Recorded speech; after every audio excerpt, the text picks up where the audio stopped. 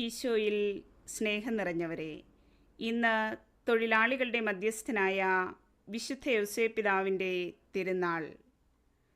യൂറോപ്പിൽ വസന്തകാലത്തിൻ്റെ മധ്യമാണല്ലോ മെയ് 1-ാം തീയതി. ഒരു കാലത്ത് അവിടെ അത് പുഷ്പദിനമായിരുന്നു. റഷ്യൻ വിപ്ലവത്തിന് ശേഷം മെയ് 1-ാം തീയതി തൊഴിലാളി ദിനമാണ്, മെയ് ദിനം. അതിനെ പവിത്രീകരിക്കാനായി 12-ാം പിയൂസ് മാർപ്പാപ്പ 1955 മെയ് ദിനത്തിൽ വിശുദ്ധ പത്രോസിൻ്റെ അങ്കണത്തിൽ തടിച്ചുകൂടിയിരുന്ന തൊഴിലാളികളോട് പറഞ്ഞു, ഞാൻ നിങ്ങൾക്കൊരു സമ്മാനം തരുന്നു. മെയ് 1-ാം തീയതി മേലിൽ തൊഴിലാളിയായ വിശുദ്ധ യൗസേപ്പിൻ്റെ തിരുനാളായിരിക്കും.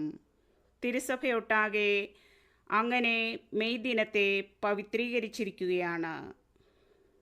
യേശുക്രിസ്തുവിൻ്റെ ജന്മനാട്ടുകാർ അവിടുത്തെ വിജ്ഞാനപ്രദമായ പ്രസംഗം കേട്ടപ്പോൾ, ഇയാൾ ആ തച്ചൻ്റെ മകനല്ലേ എന്നാണ് ചോദിച്ചത്.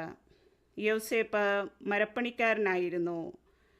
30-ാമത്തെ വയസ്സുവരെ ഈശോയും വളർത്തുപിതാവിനെ പോലെ മരപ്പണി ചെയ്താണ് ഉപജീവനം കഴിച്ചത്, അല്ലാതെ അത്ഭുതങ്ങൾ പ്രവർത്തിച്ചല്ല. ആകയാൽ എല്ലാ തൊഴിലുകളും ശ്രേഷ്ഠമാണ്. ഒരു തൊഴിലാളിയായിരിക്കുക ഈശോയെയും യൗസേപ്പിനെയും അടുത്ത് അനുകരിക്കുകയാണ്.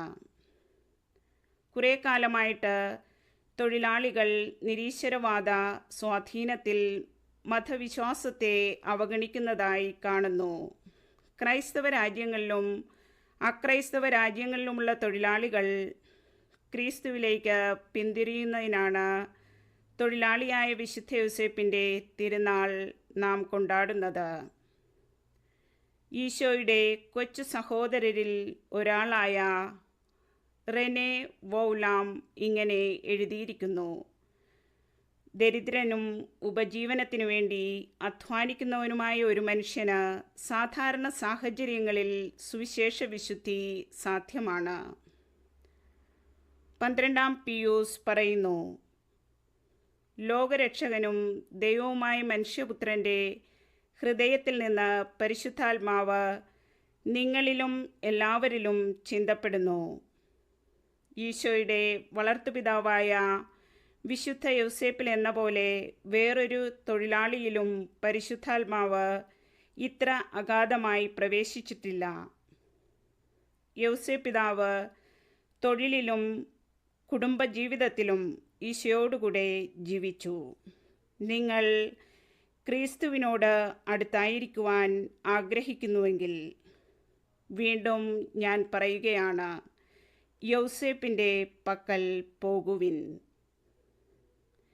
നിങ്ങൾ ഭക്ഷിക്കുകയാണെങ്കിലും പാനം ചെയ്യുകയാണെങ്കിലും എന്തു തന്നെ ചെയ്യുകയാണെങ്കിലും ദൈവസ്തുതിക്കായി ചെയ്യുവിൻ.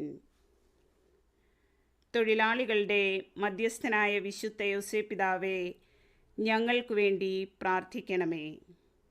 കർത്താവേ, ഞങ്ങളുടെ പ്രവൃത്തികൾ സുസ്ഥിരമാക്കണമേ. ആമേൻ.